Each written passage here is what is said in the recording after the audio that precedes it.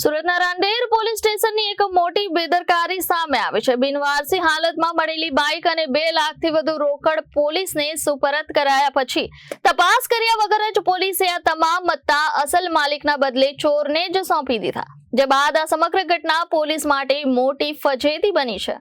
લોકો માટે social media ક્યારેક નુકસાનકારક તો ક્યારેક ફાયદાકારક સાબિત થતું હોય છે, અને આવો જ એક કિસ્સો સુરતમાં બન્યો છે। રાંદેર પોલીસને રોકડા 2.69 લાખ લટકાવેલી થેલી સાથે બિનવારસી હાલતમાં એક બાઇક મળી હતી। પોલીસે બાઇકના નંબરના આધારે તેના મૂળ માલિક હીરાના કારખાનામાં મેનેજરને શોધીને પરત કરી હતી। આ વખતે પણ પોલીસે રૂપિયા પરત આપતા વિડીયો બનાવ્યો અને મૂળ માલિકની ખરાઈ કર્યા વગર રોકડ રકમ પરત કરી દીધી।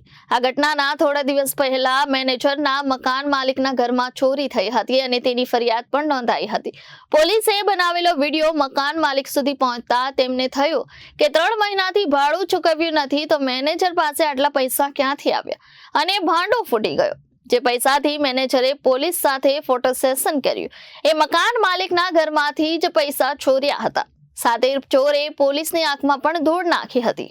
Reporter Arvind Rathod, Janadesh news, Surat.